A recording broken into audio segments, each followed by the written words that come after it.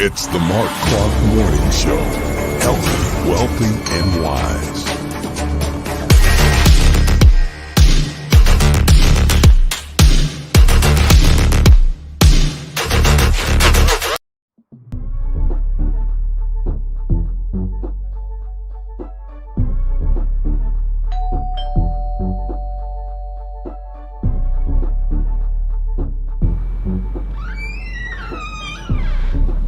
Delicious beverage? Duh.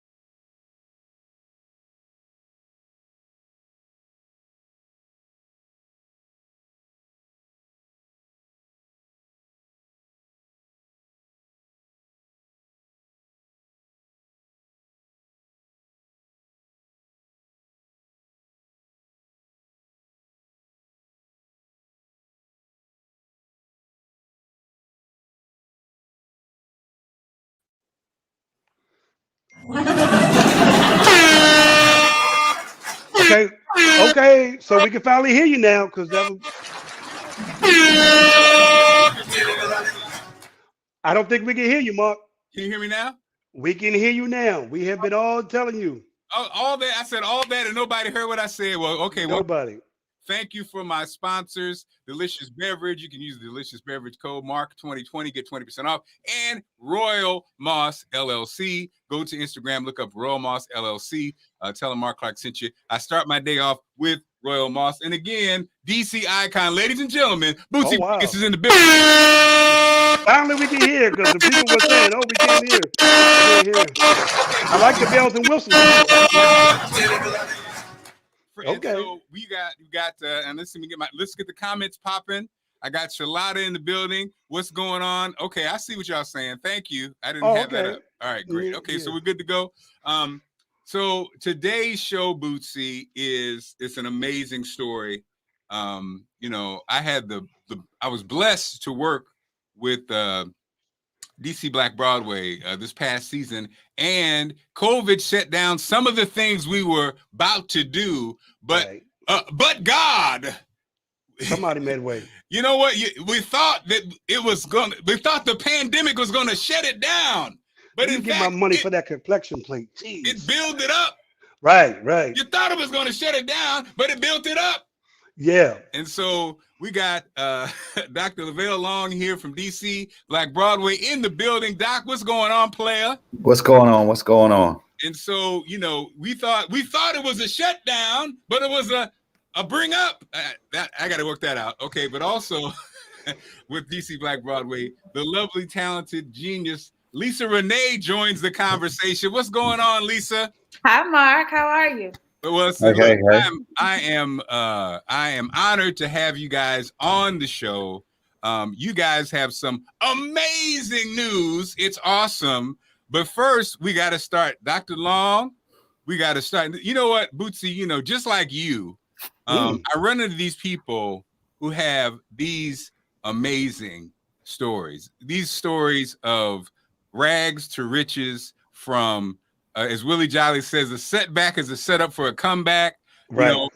You know, earlier this week, we started this week off with Sandra Pearsall, who had her amazing story and talking about finding a gift. And so, Dr. Long, you know, before we hop into the whole what's coming up, because it's exciting news, I want to share, because at the end of the day, this whole show is about motivating, inspiring, getting people tapped into their gifts and helping people understand that they have to believe in themselves. And so with you, my friend, Dr. Long, I was there when the Dr. Long came about. Okay. A long way from Dr. Long's a long way from where it all began, right, brother?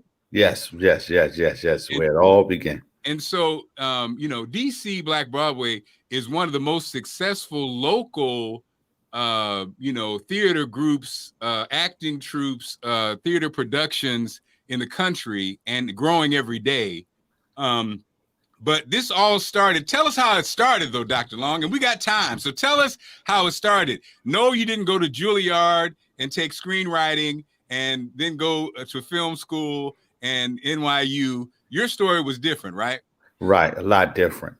Well, in 2007, I was taking a trip to Atlanta, Georgia, and that's when everything kind of went down. When I was in Atlanta, Georgia, I was charged with conspiracy to trafficking cocaine. And then they had an investigation on me. Then they ran in one of my homes in Curry, North Carolina. And I was charged with trafficking cocaine and carrying a concealed firearm by a convicted felon. So from there, I went to prison in 2009. Came home in 2016, and while I was incarcerated, I had to do a lot of soul searching. I found God, found my wife, and a lot of people that I thought would be there for me wasn't. So it's like God dropped a lot of people in my life for me to wake up. So I met a young man in Washington, D.C. We was on a compound in Atlanta, Georgia, but not Coffee, Georgia. We was on a compound of 3,000 men, and there was only 2 guys from the Washington, D.C. area that was on the whole compound. So I met this young guy named Salahuddin, and let me say this, I got locked up when I was like 40 years old. So I started in the drug game at 1984 to 2000. I got locked up in 2009. So I'm sitting there, I meet this kid named Salahuddin, and he's writing these books, like all gangster books. And people in the dorm is going crazy. People going in the whole compound is going crazy about his books. So me being close to him, he asked me to read a book. So I said, okay, I don't have nothing to do. Let me read the book. I got in about 2 pages of the book and I couldn't read it no more. And then he was like, what's wrong with you? I said, I can't read something that I've already done. Like, it was really irking me. It was really like hitting my soul that I was reading this book. So I actually gave him the book back and I asked him, like, you know, can we do something different? Like, can you write me something that is more family oriented? And he was like, nah, what you talking about? This is what I know. I'm like, nah, we got to change. We can't go back home with the same stuff that we left with. So he asked me, like, what's your thing? I said, only thing I know is I want to set the city on fire for one time. I've never did like any big events in the Washington, D.C. area at that time. I was doing I was behind a lot of scenes of the go-go stuff. Of course, I was me and Genghis and Juan Glover, Big G of the Backyard Band, was very, very tight on business then. I was with him through that whole Wire and Go-Go Awards and all kinds of stuff.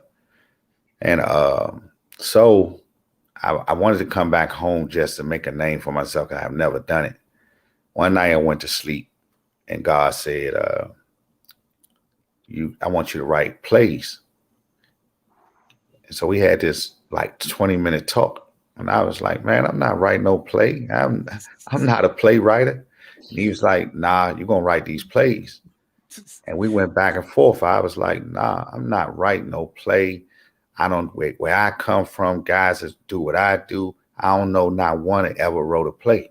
That's not my sport. That's no scene where I want to go. And I know a couple of playwrights and people, and it's just not where I come from. So the next morning I woke up and I told Salahuddin, I said, man, I keep on saying, I heard something about a play. So Salahuddin was like, man, we can do it. I'm like, man, we can't do no play. That same day, The Wizard of Oz came on. Wiz came on. We was watching it. And it just popped in my head. I said, hey, man, what do you think about doing a go-go version of The Wiz? So Salahuddin, he's going to be whatever I'm with. When he's younger than me, he was like, yeah. So I can't do this. I said, I got to find someone that know, that background. So at that time, I had a legal phone in prison. I called Genghis. And I was like, well, I had a legal phone the whole time in prison. So I called Genghis. Genghis like, what's up with you?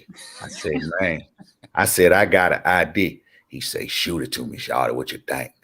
I say, what do you think about doing, a go-go music called The Geese? He was like, what are you talking about? I said, man, I take the W off it and put a G on it for go-go, and we'll call it The Geese. He was like, Slim, as soon as you get home, that's my favorite move. You always know I wanted to do that one.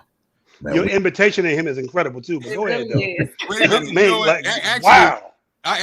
Doc, I just want to hop in. First of all, that impression, and then first of all, let's talk about God for a moment. That God, Jesus, was not the white, long-haired Jesus we see. Yeah. That God, he sounded like he looked like you. Yeah. So we went back and forth, and I could say more deeply, but we went back and forth about the play thing, because I was just like, it never entered my mind. I wasn't a writer. I couldn't stay in school. It never entered my mind. It never did. And so I tell people, when God gives you an assignment, you can't fail it. You know what I'm saying? So, I talked to Genghis that night. He was like, Slim, as soon as you come home, we're going to drop it down. So I say, Genghis, I said, man, you think go-go accept it? Like, because I ain't never been to band. He said, they're going to accept whatever I say accept. Like, yeah, you could do it. So fast forward, came home. I had a lot of challenges when I came home. First thing was employment. I had a lot of challenges when I came home. I couldn't get a driver license for somehow in Georgia. They would give a convicted murder, a rapist. They would give them Medicaid, support, driving license. They get everything handed to them. But somehow in Georgia state, they don't allow a drug dealer no type of health assistance, not at all. So that was one of my biggest barriers. I couldn't get no assistance. I couldn't get no food stamps. I couldn't get no Medicaid. I couldn't get a job. I couldn't even get a license. They suspended my license for a whole year when I came home, and my charge had nothing to do with a car. It was a conspiracy track with just saying I was there and some people named me. So that was a big barrier, and I was feeling down on myself. very down on myself because when I left and went to prison, I was on a high. I was, as you could say, I was kind of rich. So coming home broke, I kept on telling my wife about the idea of the gigs. I finally got a job like $9 an hour at Home Depot. So I can tell you that wasn't cool to make $9 an hour in 2016 at Home Depot. So I kept on telling her about my idea of the dream, what God told me, boom, boom, boom, boom. And, I was crying, women today is beautiful and strong. I'm crying. And if anybody been through that and has a wife, understand that women don't go for that. So I'm my head down. I'm like, man, she's like, I'm getting sick or tired of you. She was like, write the thing. I'm like, huh? She was like, you keep on talking about this go-go music, write it. Man, I love it. Wait a minute. Shout out to Wise, man. Shout out to Wise, man. Come on now. Come on, that's backbone.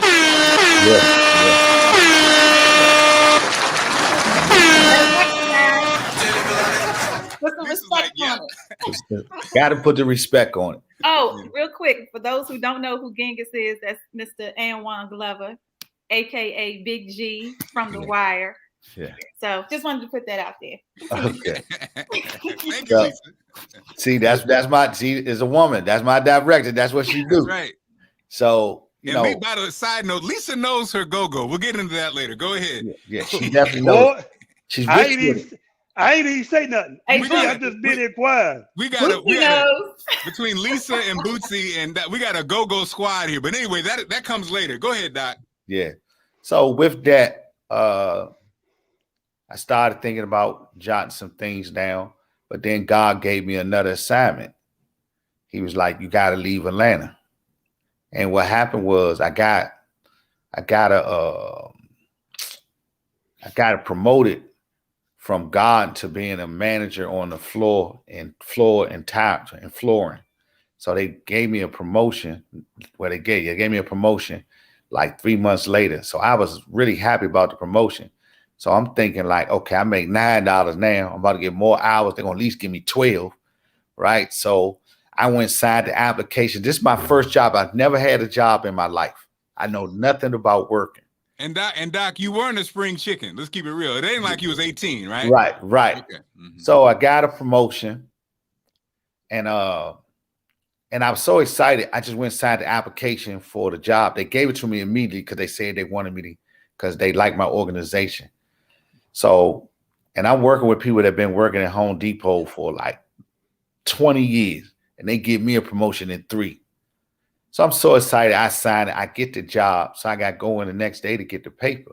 I'm so excited about signing the paper. So I asked, I said, oh, I forgot. I said, how much I get paid? You know what I'm saying? I'm looking for, she said, oh, yeah, you do get a stipend. We're going to give you 25 cents. I was like, 25 cents? Y'all expect me to do all this work, more hours, tell these people what to do that's been here longer than me, that knows more than me. And I was like, I can't do it. I can't do it. And then I went back home, head down. I wrote them a letter telling them that I was going to quit in like 2 weeks. They let me go immediately. I went on several other jobs. They were like, that's okay. See you. Yeah, they just dropped me off. You trying to be on top of you trying to be nice. You trying to be right. They're like, right. Nah, we good. Yeah, they let me go right then and there. So then I went to several other interviews, but the last interview was for a bus company. So at that point, I didn't have a license, but they was gonna bring me on for something else. So they gave me the whole. Man, I went through the whole process of interview, and actually, I got the job, and he was walking back to get my papers, and he said, "Oh, I forgot one question," and I was like, "Yeah." He's like, "Are you a convicted felon?" Now this job was like $16 an hour, so I was like, "Yeah." Once I told him I was a convicted felon, he said, "All right, I'll be back." He came back real quick. He said, "I got some good news and I got some bad news." So I was like, "Give me the good news." He's like, "You got the job." I said, "Well, what's the bad news?" He said, "We're gonna give you $10 an hour." Yeah. Wow. And then right there, I was really deflated. I was like, nah, you just told me 16, so you're going to drop me down to 10? So I came home complaining to my wife again. She didn't want to hear it. And so God told me, go back home. And at that point, I'm on parole. I don't supposed to be out of town. I'm state property of Georgia. And I just left. I packed my stuff up, told my wife I'm gone. I came to DC, parole officer, nobody know. And once I got in DC, me and Salahuddin got together and we started writing the gigs. We met this guy named Vernon Williams and we started writing the gigs. And from there, everything popped off. This sounds like a movie right here. Like this really does kind of sound like a movie when you hear the contents of the steps that he took. This is that's coming later in the story. This is coming later in the story. Man, don't worry. And so, okay, so Doc, now, was your wife mad that you came back home? One. Very, very mad. Number one. Number two, this seems like Mutsi said, this seems like the point in the movie when there's a slight win, but then there's a bad thing that happens. So anyway, go ahead. Okay. So with that said, my wife is doing great in real estate in Atlanta. She's doing great. She has a team. She's doing her thing. And I just said, I'm gone. And she told me, she said, well, I don't want to change my career. I don't want to, do that. So I'm like, hey, I jumped out on God faith. I'm like, I'm gone. Fortunately, into getting here and meeting and start working with the guy I used to be with, she called and she was like, I see what you're doing.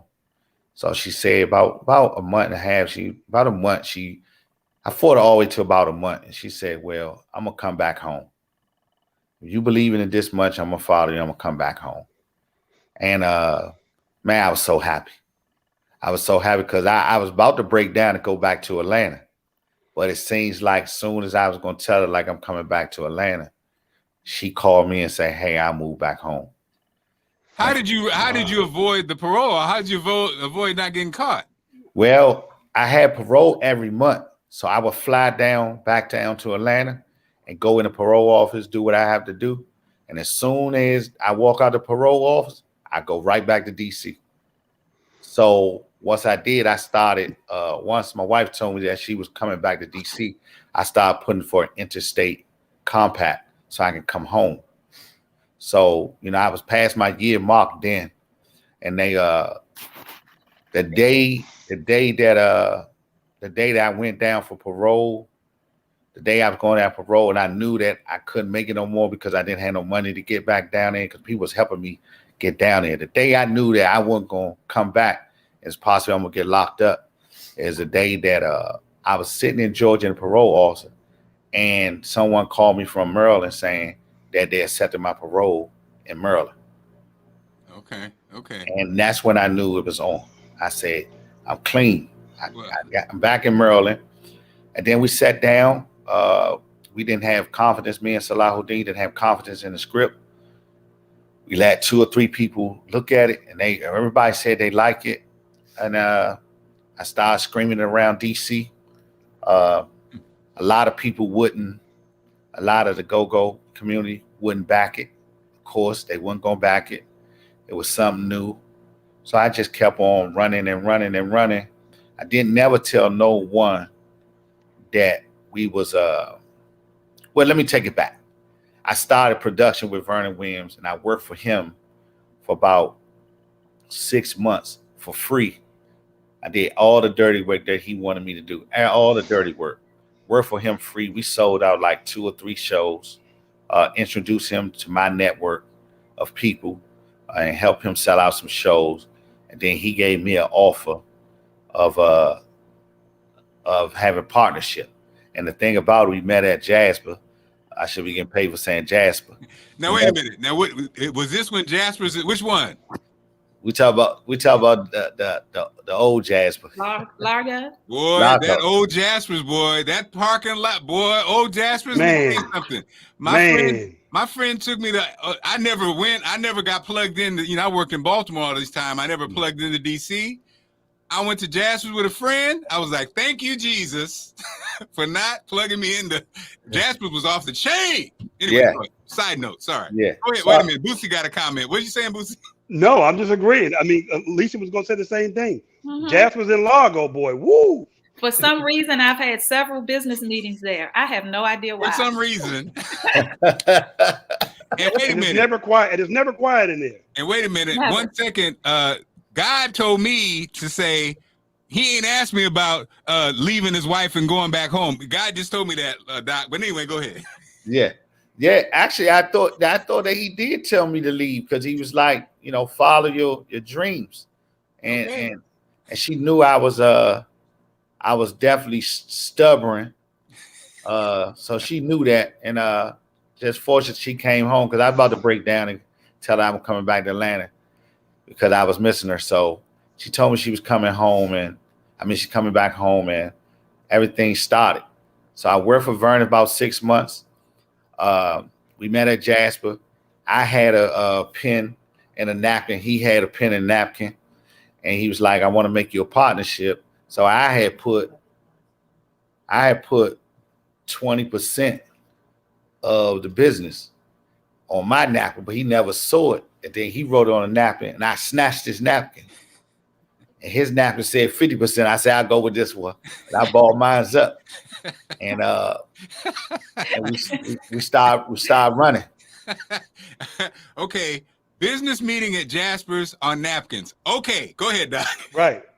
Love story, back and forth. This sounds like a Lifetime movie waiting to happen right now. It's gonna happen. We talking about. I'm telling you, boy. This is a love. Look, hey, everybody on it witnessing this. It's going down. So anyway, go ahead. So from there, which people know, I started throwing plays, but then came to the Go-Go musical, The Giz. And what was special about it, no one knew that we were shooting at the MGM. I just kept on telling everybody, we're going to do this, we're going to do this, we're going to do this, we're going to do this. Had a hard time with my city, people backing me. And I thought that by me announcing that we was at the MGM, that would, lighten people up, but it made it worse. So okay, pause in the program. This is when, what do we say? Crabs in the barrel. I need to get the crabs in the barrel sound effects. I need to get the haters gonna hate sound effects. I'm gonna say, I need to get the devil is a lie. Mm-hmm. But go ahead. I'm sorry. Yeah, I'm sorry. So at this time, Go-Go wasn't in that theater at all, right? So actually, the MGM here in Maryland turned the idea down. They didn't want it. They gave me all type of excuses, the parking lot and everything. So we had an idea to get in touch with Vegas. That idea worked. We explained to them like Bob Marley. If Bob Marley did the Wizard of Oz in Jamaica, what would it be? Would you guys say that would be a hit? They definitely said it would be a hit with the reggae. I said, that's the same thing for Washington, D.C. We had a lot of obstacles at the MGM, which hold on, Doc. This is what makes you a genius. That was a great analogy. Who wouldn't have bought that idea? Go ahead, play. I love this part of the show because he's looking for a reason to push that horn, and you gave it to him. So I love it. I love where this is going. Okay, go ahead. I like the horn. Yeah. It's putting emphasis on your great ideas. Yeah, I love it. Okay, yeah. I got it. So with that being said, the guy in Vegas, he thought about it for a couple of days and he called. He said, "Man, we want to be a part of this. We think it'd be big for the region." So we did that. We got it going. We announced it. More problems came. What we all saw was no one thought about the production that we had to put into it, the money we had to put into it. Everybody just, the geniuses here in Washington, D.C., they just counted the tickets. They counted the tickets, how many seats, boom, boom, what the price was, not thinking that if we have $165 ticket, that's not all. That whole 165 not coming to us. You know, a lot of people didn't understand the business. So therefore, you know, we were slated to have, you know, major people in it. But it seemed like when that happened, we got railroad and everybody started dropping out. So I had to go to my resources, because it was God's assignment. I had to go look for other people. You know what I'm saying? So, you know, Scooby Marshall stuck with me. Sugar Bear stuck with me. And then the late Tony Reds was Rest there. in peace, man. I was going to say that too. Rest in peace, Tony. I was going to say that. Late Tony Reds, and I used my network of people that really, really knew me. And we put a couple pieces together, and boom, it was magic. It was magic. It was magic all over the place. Oh, you know. Go ahead, push it. Go ahead, push it. There you go. We know you're late.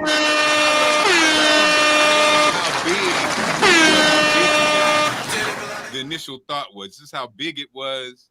You know what I mean? And I love the fact that it wouldn't be denied.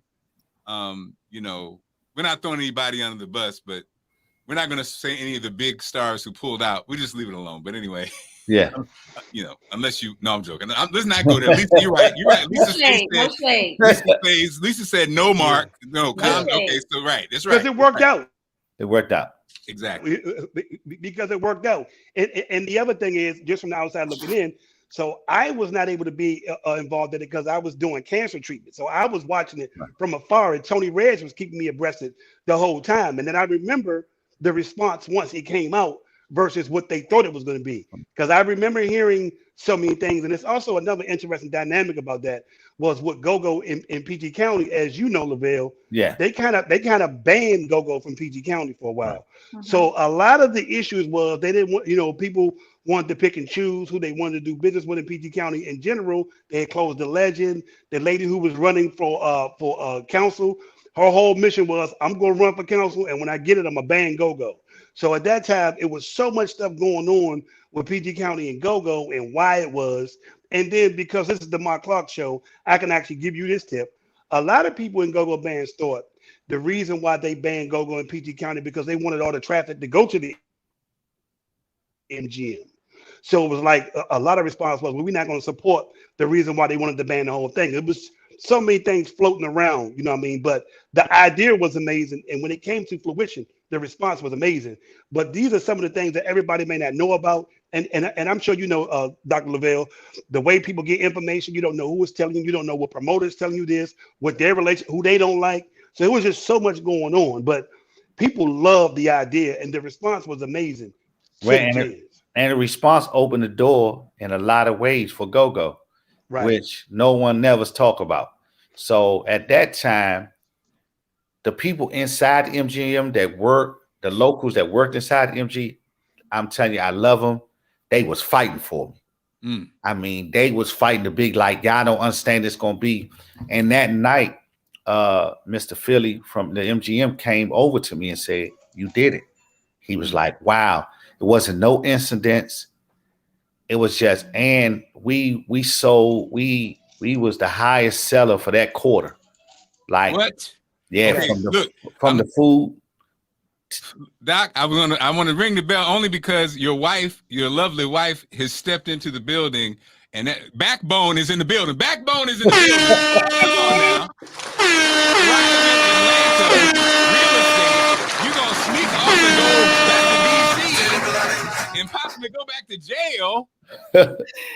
Yes, and your wife is beautiful too, man. But I can say that because you and I have we married up. God looked at us and said, "Oh no, they need some help here. Yeah. Take this rib and go with them because they need some. They need something." But again, and talk about again that point you just made. The food, the sales. Come on now, come on DC, come on now, Maryland. That's a lot of things that people don't understand. That helps so much because once again, MGM wouldn't give us those type of numbers, but the people that worked inside the MGM, looking through the books, told us like, yeah, y'all was the highest seller that quarter, like everything from Snickers to drinks to the casino to it affected the whole situation. And even before that, the first production to sell out MGM. Yeah. The first theater. And so that and we was the first ones to even do theater in the MGM. Come on. Any now. MGM. Because all of the other performances were singers, those type of performances, concerts, not theater productions. And so to sell it out, to be the first to sell out is amazing. And I remember when we got the word that it sold out, we were doing promotions at WPGC. And the word came through, and everybody was in tears. Basically. Yeah, that was the best moment of it. And I thank you for that, Lisa. That was the best moment. We found out we had sold out while we was doing another promotion to try to sell more tickets at PG. We all in PG, and they said Lovail, and I'm like, huh? They like, you guys are sold out. And that was one of them. And then they turned back around and said, well, we got to do a promotion to say you sold out. It switched the whole promotion thing. And wow. And it was beautiful. And even with PGC, they said we had broke the record for most screams at PGC on a live screen. We had made history. The guy came and got me. He was like, hey, man, y'all did a fabulous job of marketing. Like, we never had these type of numbers. Wow. So a lot of things went behind the scene to show that God knew what direction to point me into. I mean, again, that part alone is a movie, and that Lifetime, and it will be. All we just need to figure out, and we'll ask the wife who's gonna play you, Dr. Long, and then obviously Lisa Renee will be played by Lisa Renee. Lisa Ray. And I'm gonna ask her first, Mark. I'm gonna have to play myself. And so, look for our second phase of the interview. So it's ever gonna play me. Who? It's ever. And then, of course, your wife won't want to play herself. So, so Lisa, so we got, you guys, you did it. You set the table. You established who you are, and then these other plays, man, have been amazing. So let's talk to Lisa a little bit, Doc. Tell us about what she means to you, and then Lisa, you can tell us about yourself. So we family, we know everybody. Okay, yeah, I'm really ready to go in for this one. Mm-hmm. So I met Lisa as an actor, and I had a partner at that time, and I kept on watching Lisa. It was her professionalism, and Lisa is a type of actor that can come on and act. What you can tell she know how to tell the other actors where they marks at. So I'm watching, but she's not overtaking the director. So I'm watching. And at this time, I've already worked with Scooby. Well, I walked with Lisa first. Then I met Scooby and kind of figured out they were sisters and brothers. And I'm like, it's a talented family. So my story about her are the gigs. We called Lisa up at the last minute to do The Witch. And Lisa came back to us and she said, well, this pay is not right. And she got into it. She's like, no, I need this, I need that. And at that time, the budget didn't fit it. But she came back and she did it anyway. Mm. And I saw the passion in that.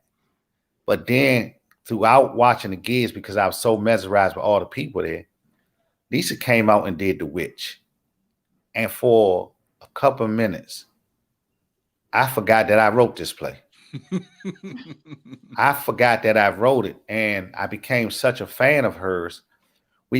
She was on paper to get some money. She was on paper to get some money. And then after the show, God moved me and said she definitely deserves more. So what I did, went in my pocket and paid her more, what she deserved. Mm. And from there, I think that built us a relationship with us that she knew that I was a man of my word. And we said one thing that we was going to give her, but she deserved so much more. And I gave her that. And then from there, I just started seeing her as a director and actor and everything. I wanted her to do all three of them. I wanted her to sing, dance, act, and direct. So from there,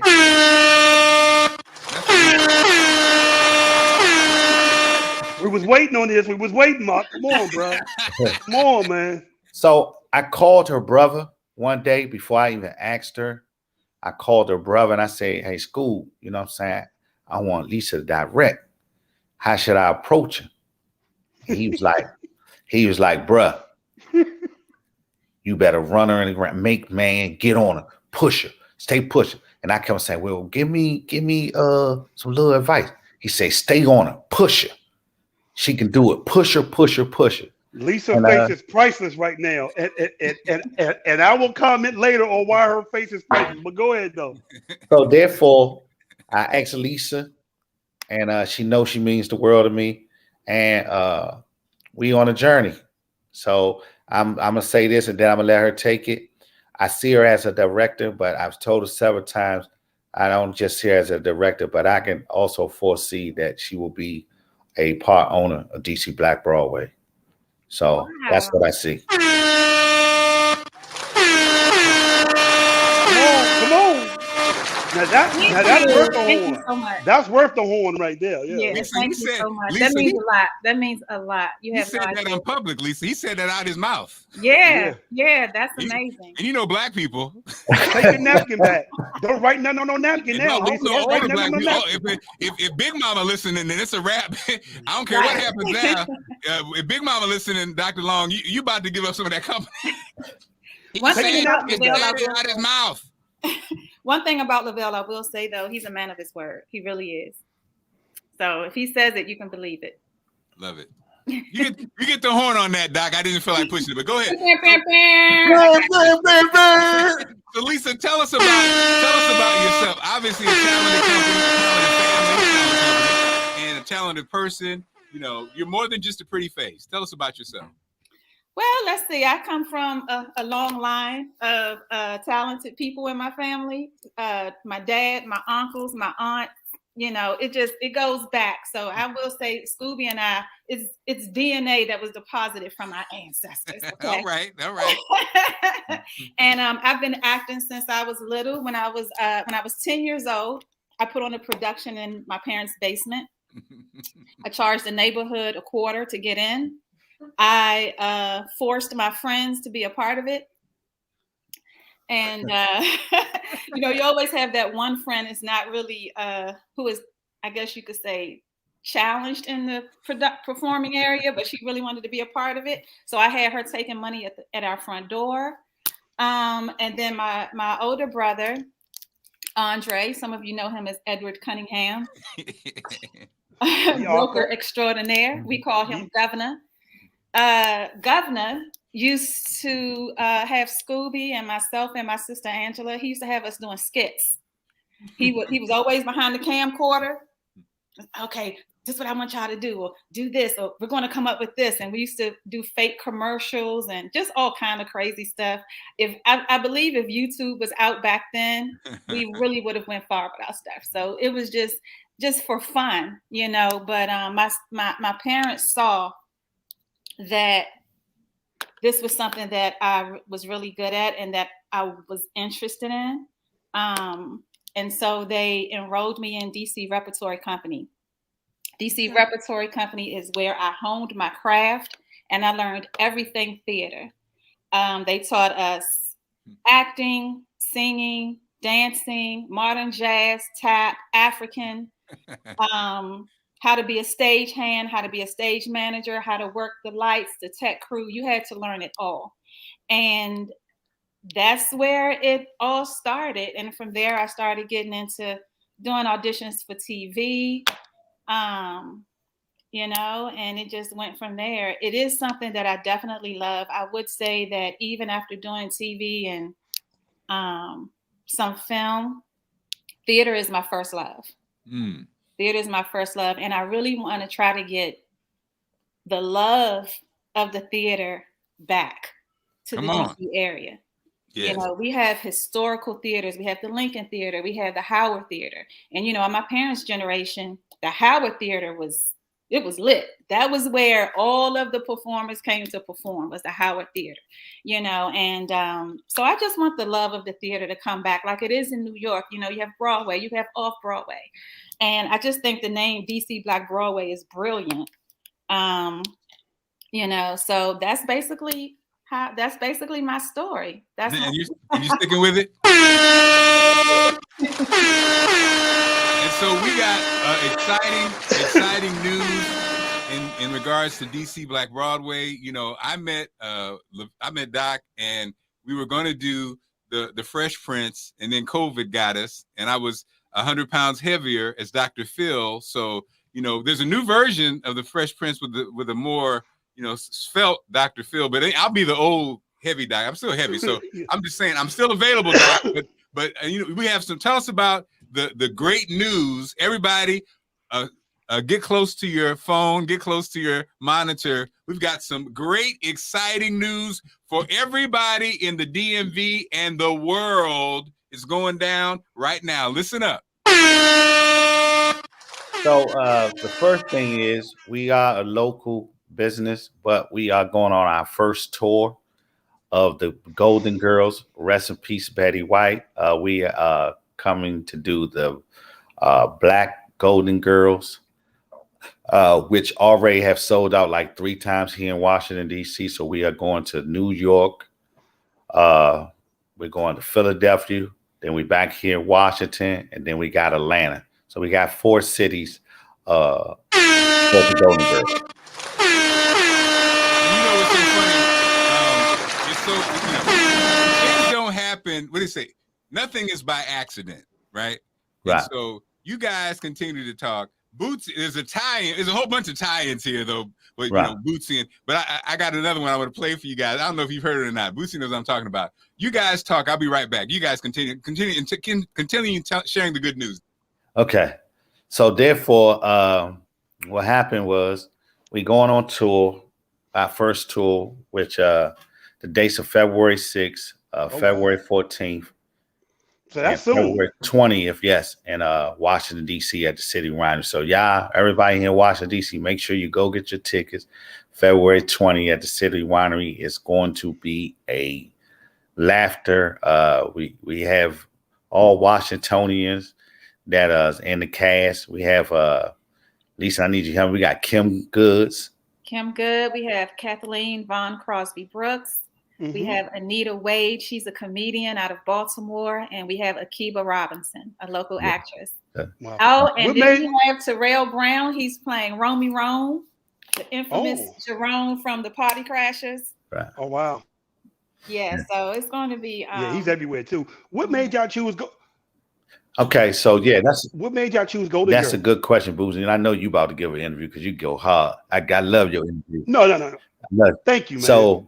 So what happened is while I'm around the Washington, D.C. area, I have so many women of color coming up to me saying, "Hey, I love the Golden Girls. Like, I would love to see us in the Golden Girls. Like, I got a Golden Girl group." And I was telling everybody the other day, it was the Golden Girl, and it was Brewster.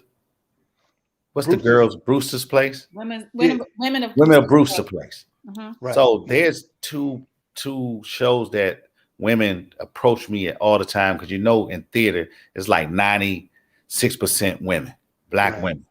So when they kept on approaching with the Golden Girls of Brewster, the women of Brewster Place, I thought it would be more, it would interest me more to work on turning a white show into Black. That would interest me more to do. So we got together, we started writing, and then it came to magic. At first I wrote it for 4 other women, 4 other known women in Washington, D.C. But then I said, well, let me have an audition. I was only doing the audition for marketing reasons, right? Because I already knew who I wanted. But what the funny thing happened was that, and that's why I respect auditions now. What happened was that 4 girls that I didn't have cast for this show showed up. And when I say these girls blew it away, Wow. And I had to go tell the other young ladies, like, we can't use y'all. Wow. They were that impressive. They were that impressive. They are really talented. And if you come see it, I promise you afterwards, you'll be like, Lovail was not lying. And actually, the biggest compliment I got from them, two of the girls came to see the play that they knew I wrote it for them. Mm-hmm. And they saw these girls perform it. They came up to me and said, I can't even lie, you made the right decision. Wow. Wow. Let me ask you this question. I'm really fascinated about this one. So I know in the beginning you were talking about you was not always feeling comfortable writing and all that. When did you come to the point where you felt comfortable writing the plays yourself? Because now hearing that you're saying that you wrote it, when was that? Like was there something that happened? But when did you become fully comfortable being the writer? Well, you asked me, I'm gonna give you a 100%. Vernon put me down a lot behind the scenes, saying I couldn't write, which he never really, took time to, he was reading the script, but he was saying that I'm not a writer. Kept on telling me I'm not a writer, and it was irritating me because scripts that I was reading, I didn't think I knew I could write it better. Right. And then it came into this thing that Vernon, he said, I want to do this called Confession of a Side Chick. And he kept on saying, hey, I want to do Confession of a Side Chick. I want to do Confession of a Side Chick. I want to do Confession of a Side Chick. But we never had a script for it. So me and Salahuddin came down and we wrote it without him knowing it. And so we asked him, man, we need a script so we can put this in the slate so we can go. And then I said, well, he was like, well, I'm gonna start writing. And I said, well, we wrote one and sent it to him. And we sent it to him. He loved it. Wow. He loved it. He asked, like, who wrote this? And I'm like, we wrote it. You know what I'm saying? And then from there, I was just like, once I saw everybody enjoy it, like when we did at the Lincoln, so many people enjoyed Confession of a Side Chick. And the biggest thing I do, I have not sat down and watched one of my plays yet because I monitor the crowd. But this is something that I say I'm going to start marketing. When you come to see a DC Black Broadway show, you will not be watching your phone. People do not watch their phone. They are plugged in on what's going on that stage. Well, and as Dr. Long, as the ambassador for DC Black Broadway. Right. Yeah, and I'll say this also. Hold on, I got my thing now. Oh, y'all, with my. You late. You gotta be quicker. Oh, damn. Okay, I'm sorry. Go ahead. No, after reading the script for the Giz, I knew that Lovail and Salahuddin were talented writers. And I think, his confidence just kept building after that. He was saying in the beginning, I don't know how to write a play. I don't know. But he is a naturally talented writer. It just is what it is. When I first read the script, I was very impressed. And then Confessions of a Side Chick came around. And I said, yeah, he's got it. Which Lisa was the leading actor on it. Get it, Lisa. Yeah. Confessions of a Side Chick. It was a great moment. Now let me do like I said. Nothing happens by accident, right? Mm-hmm. And as the ambassador for DC Black Broadway. Oh, the horn works now, y'all. Okay, I got you. It's back. Okay. Bootsy, who's a part of the Marc Clarke Morning Show, of course, right, is a super talented writer himself. Everybody on this thing that's talented, right? Right. So when Allison and I did afternoons on WHUR, Bootsy, along with his crew, put together something for us for a feature called Ask Allison. Now, when me and Allison heard this, and when the general manager heard this, we all said, that's amazing. Let's get it popping. The powers that be, though, said to us, it sounds too old. It's dated. It wouldn't work. So I'm going to ask y'all your opinion. Thank you for being a friend. Now it's time to ask Allison. Point of view, she's a girl and a confidant. Now listen, everybody. This is the time we want to hear from you. So come on in and ask Allison.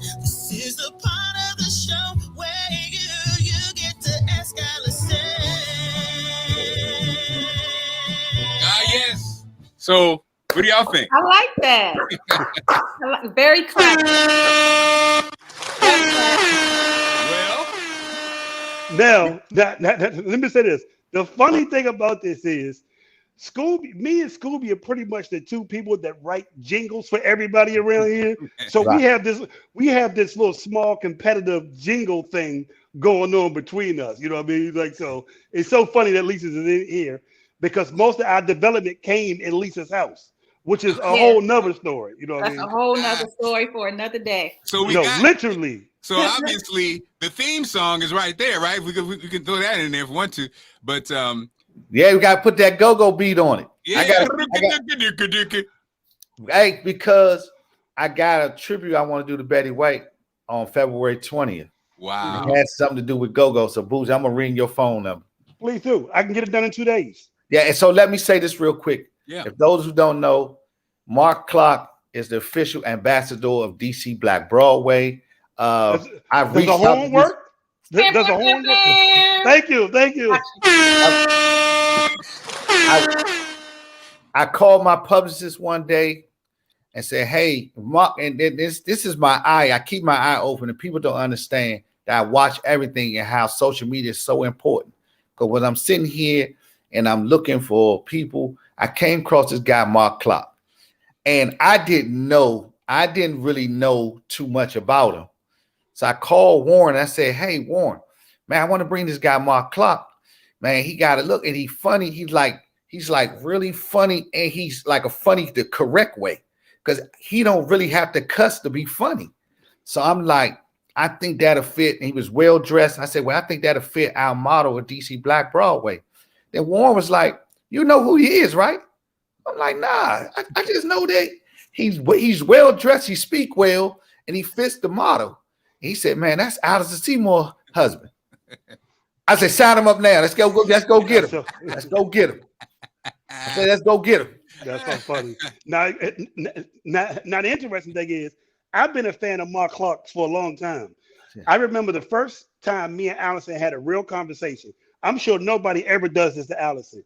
I'm like, Allison was like, hey, I love what you're doing with Donnie and all that. I was like, yeah. So can I meet Marc Clarke? Like, can you introduce me to Marc Clarke? Like, you know what I mean? Like, half of the conversation with me and Allison was, yeah, it's nice to meet you, Allison, but can you introduce me to Marc Clarke? I want to meet Marc Clarke. So, yeah, I already knew who he was. Yeah. Well, and let me just say, this is now Lovail called it though, but this is before everything. Like before I lost weight, before I got the TV thing. I would say, I think I was in between opportunities when Lovail hit me up, and I got a chance, like Lovail said, to witness. So I introduced the. Well, first of all, Lovail, look how crazy. Again, things don't happen by accident.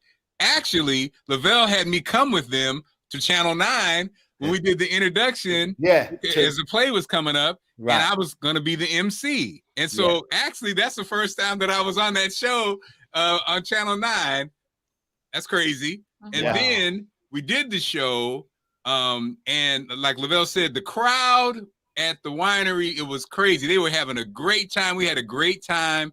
And we were, that was going to start the run. And then COVID started to shut things down. And so Lovail, he had that vision, but even before then. So now, it's even going to just even be even better. So it's amazing, right? Right. So I want to put in there that we do have go-go musicals slated for. We have a resi at Bethesda Jazz and Blues for the 22 season and the 23 season. We got 2 go-go musicals slated. Okay, I'm sorry. Hold on. Say that again. I got to have to go ahead once again. We got a residency at the historic residency at Bethesda Jazz and Blues. Beautiful location. That's a great concept. So you have a great time, get great food and entertainment. Oh my goodness. Go ahead. I'm sorry. Yes. So I do want to mention we got 2 go-go musicals slated. And I want to put the first one out there because the people know I've done it. I don't want everybody jumping, but we're doing Grease with a side of mumbo sauce. So we're doing the Grease version of go-go. Wow. Crazy. Listen, Grease is one of my favorite movies. I know every song. So I cannot wait. To direct this one.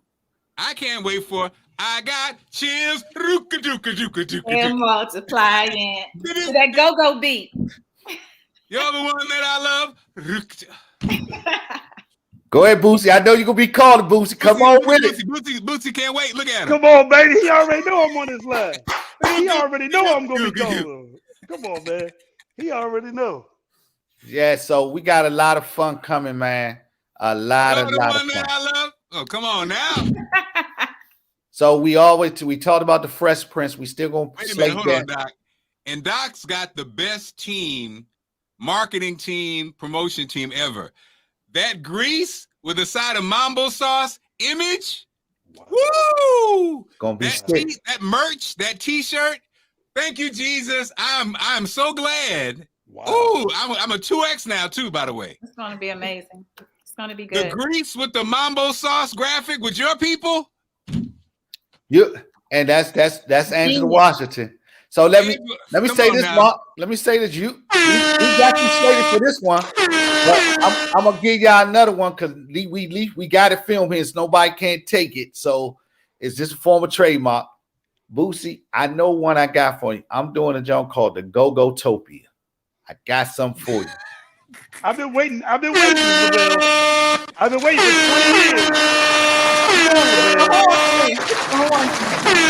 waiting for 20 years, Bill. So we're gonna slate this. We got A Woman's Love. We're gonna have A Woman's Love, Boogaloo's Juke Joint. It was another one.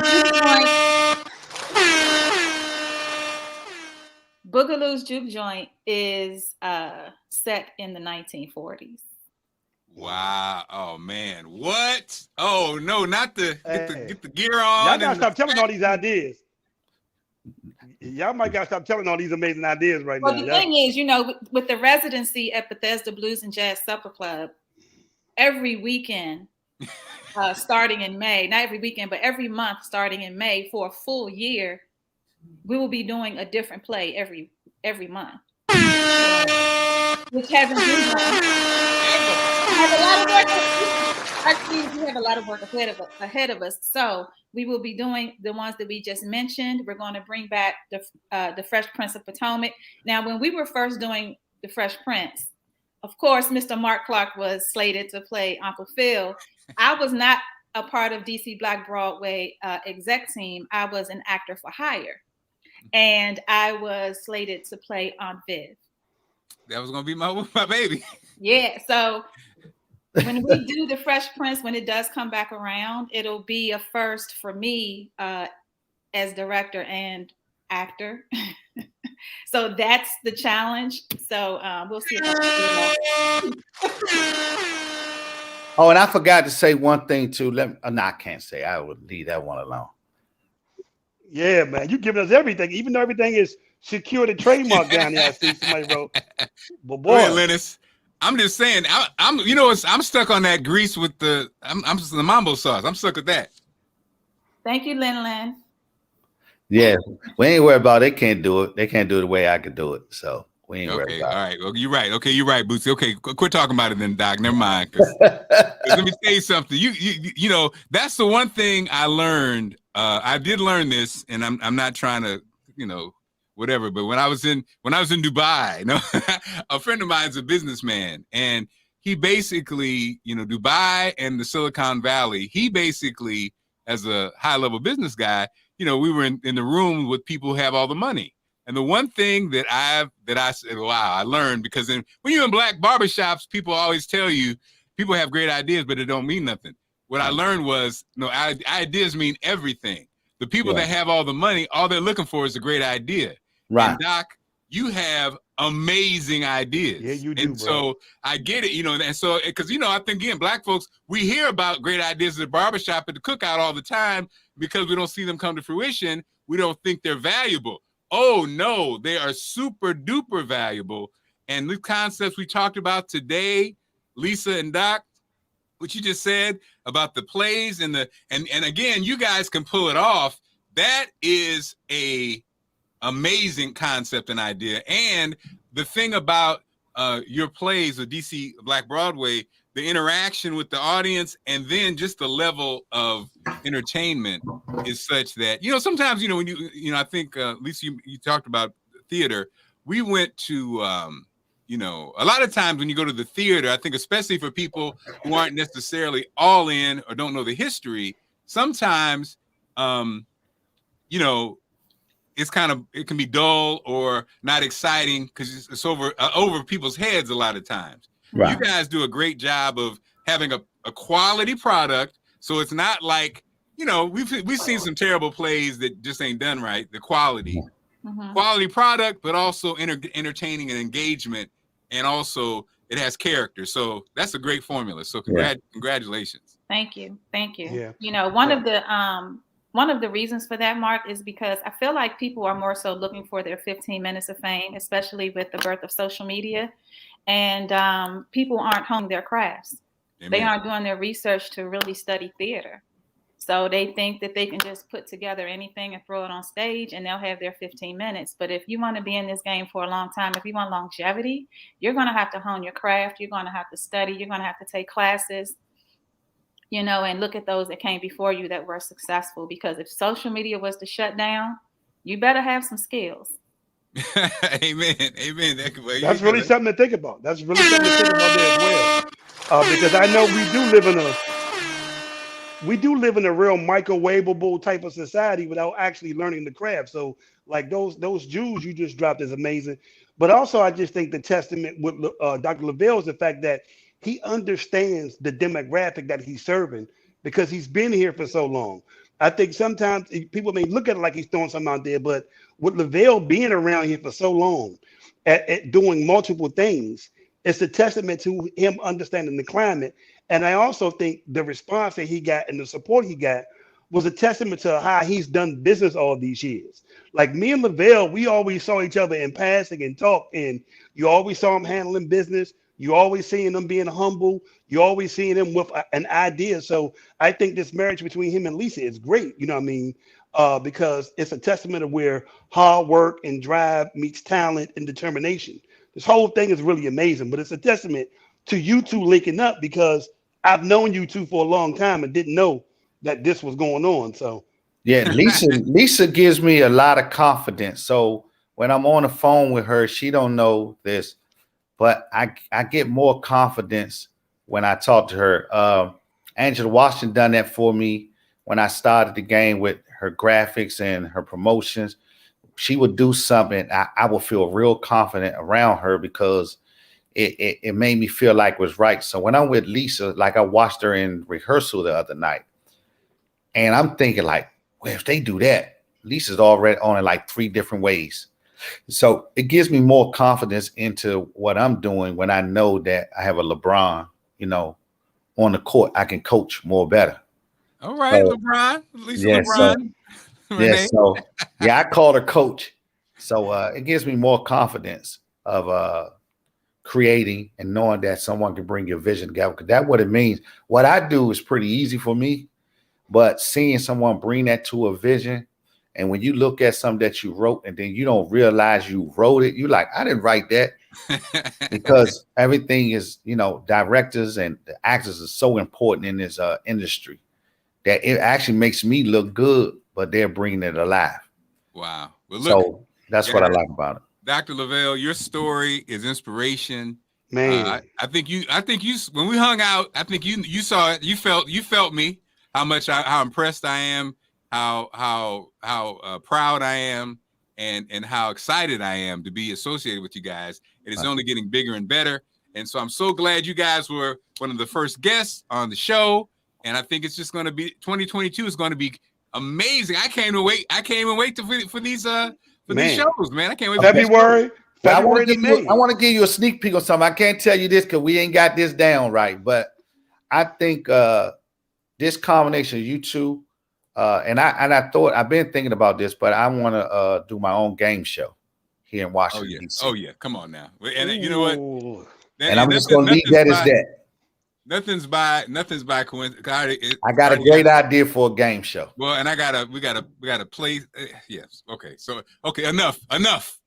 This is it. This is it. Okay. Anything that we need to wrap up with Dr. Long and Lisa as we wrap things up? I just want to say, February 20th. Go ahead, Lisa. I was just going to say February 20th. If you haven't gotten your tickets, please get your tickets. DC Where do we go, Lisa, for tickets? DCCitywinery.com and /DC, I believe. If you go to the website, though, you can click on DC. They have the different cities listed, and you can just click on DC. So, yeah, get your tickets for the Golden Girls. It's going to be great, and we can't wait to see you in the building. Other than that, thank you guys so much for your support, and I want to shout out DC Black Broadway, our team is phenomenal. So thank you guys behind the scenes for all that you do. Doc, final words. I want to say rest in peace to the great Tony Reds. He's one of the first actors, and I was his only acting family. I want to say a shout out to him because he did star in the Golden Girls. And so when we hit that stage, it would be a rest in peace for him and the great Betty White. I want to say thank you to my DC Black Broadway staff. I want to thanks to my wife. I want to say thanks to God. And I want to say thank to you, Marc Clarke and Bootsy, man, for having us on here. And let's remember, man, that make Black theater stronger, return stronger. We need you guys' help because local theater is getting pushed to the side. And so anything that you guys can do to help us promote more than DC Black Broadway, because we do have a play slated, not other at the Resi Dana Dane. She's doing her play Woman's Love. So we're giving opportunities to other writers and producers. So we're just not for us as Black theater. We want to help the whole Black theater community in the DMV. So y'all go out there and buy these tickets and help us get stronger. If you can put the word out for us and get some tickets sold, man, we appreciate it. Thank you. We'll definitely do that. In fact, we need a commercial. Let's get a commercial so we can play it on my show every day. So we'll talk about that off the air. Okay. Love you guys. All right. Tomorrow. Hold on, Mark. Can I just say, Lisa, I love you, Lisa. I love you, Lisa, I don't see Lisa love. For people who do not know, I literally spent years in Lisa's house as a teen. Lisa's house was like the music hub that nobody knew about. I mean, Lisa had to share her house with a whole entire band every day. Like literally, she had to share her whole house. So I've known Lisa since I was in the 9th grade. So, like literally, and she's been like a big sister to me. She was more than Scooby's big sister to a lot of us. So Lisa, I love you. It's great to see you. I don't get to see Lisa, as life happens, but man, I didn't know she was still doing this. This is amazing. Lisa's history, I saw Lisa the last time. Her father had an 80th birthday party, and we all showed up at the end of the summer for this 80th birthday party. So I don't get to see Lisa love. Lisa, I love you. I love your mom. I love your dad. Hello, Barbara. Hello, Big Frank. I love you guys. I just wanted to say that because I love me some Lisa. And Lisa deserves more of her flowers because Lisa has been responsible for a lot of people that people don't know about, including the go-go icon Scooby right now. You know what I mean? She is responsible for a lot of it, whether she says it or not. So I like that face. Lisa just did that little face said it all. Lisa's face was like. No, but earlier you said that my face was priceless when Lovail was talking, but I don't know what you meant. Oh, that was the Scooby's big sister thing coming out. Like, okay. Yeah, let me, because Lisa was the one that would keep people. Me and Scooby had the same personality. We're funny. We're kind of all over the place. Lisa is serious. It's time to lock in. What's going on around here? Lisa was the one that would stare us all back like this. Me and Scooby never took nothing serious. All we wanted to do was play go-go music, listen to music. Lisa was the structure for a lot of us, including her brother, who has now become this amazing. But let me give you some unknown facts. Her father is an accomplished singer, and her uncle is Pookie Hudson from Pookie Hudson and the Spaniels. Good Night, Sweetheart. Like her history and what we were learning through her father and her as kids has taught us all this way. So I just wanted to give Miss Lisa Renee Marshall her flowers, and I love you, Lisa, because I don't get to tell you that. You I don't get to tell you how much I appreciate. My age, though. My age. I love it. I love it. And that's what I love about Bootsy. Bootsy got that. He always got that little extra sauce. He got a little extra mambo sauce on every story. So that's why no, I can hold on. Let me tell you how deep it is. I Mark like that mambo sauce. It is. Yeah. I remember when Lisa moved into her first apartment and we had to help her move when she moved out of the house. Like that's how far 24. Back. That's how far I go back with her. And she had snakes everywhere in the apartment. And I'm like, oh no, I ain't touching these snakes. Like that's how far back I go.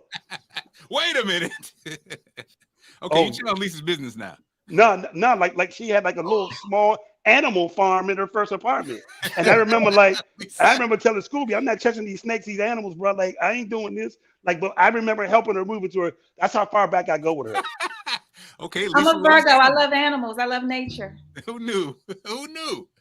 Well, that's going to wrap it up. Again, thanks again, everybody. And we will see you tomorrow. Have a great weekend if we don't see you. And thank you for listening. Again, if you are a business owner, if you have a product, if you need a platform, Marc Clarke Morning Show, we're here for you. We're here for you. All you got to do is contact me. All right, y'all. Be good. Peace.